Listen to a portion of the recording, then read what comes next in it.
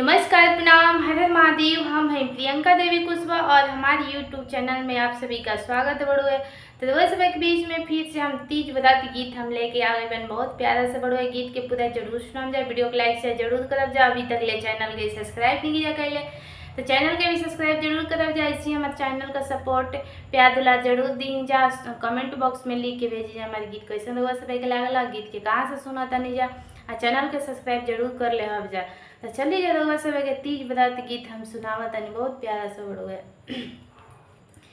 कहाँ मसिया वेला चुनरिया चुनरिया लागल झालर हो।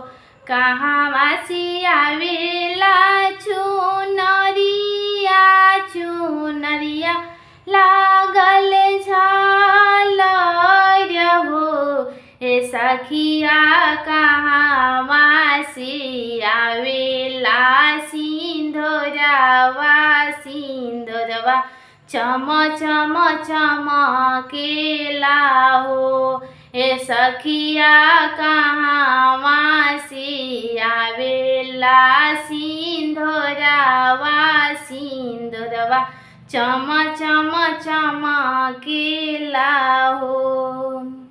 नैहर सियावेला चुनरिया चुनरिया लागल झालर हो। ए सखिया ससुरा सियावेला सिंधोरवा सिंधोरवा चम चम चमकेला हो।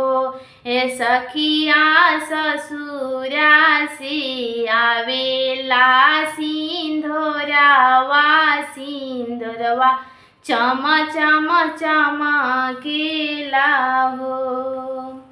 के इज देला रगिया सबेरा होते भोरावा न हो। के इज देला सरगिया सबेरे होते भोरावा न हो। ए सखिया के इज देवे लासीन सेनुरवा सेनुरवा बाड़ा पावन हो। ए सखिया के जे देवे ला सेनुरवा सेनुरवा बाड़ा पावन हो। सासु जे देवेली सरगिया सबेरे होते भोरावा न हो। ए सखिया पियाजी दिहले लाली सिंदूरवा सिंदूरवा बाड़ा पावन हो। ए सखिया पियाजी दिहले लाली सिंदूरवा सिंदूरवा बाड़ा पावन हो। पेन्हानी में लाली लाली चुनरिया लगौनी माथे सिंदूर हो। पेहनानी लाली लाली चुनरिया लगौनी माथे सिंदूर हो।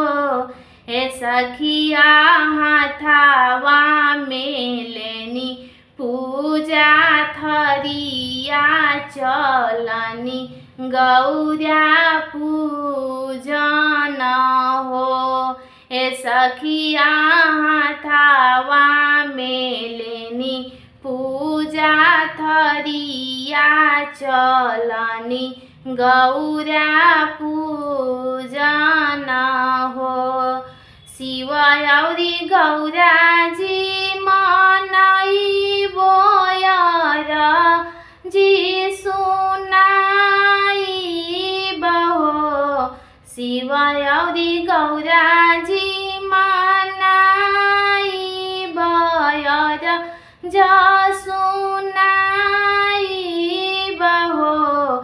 सखिया लंबी मांगबे पिया के उमरिया सादरे हमें सुहागन रही हो।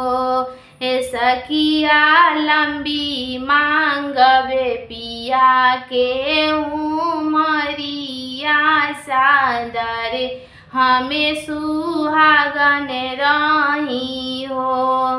कहवा सियावेला चुनरिया चुनरिया लागल झालर हो। सखिया कहवा सियावेला सिंधोरावा सिंधोरवा चम चम चमकेला हो। सखिया कहवा सियावेला सिंधोरावा सिंधोरवा चम चम चमकेला हो।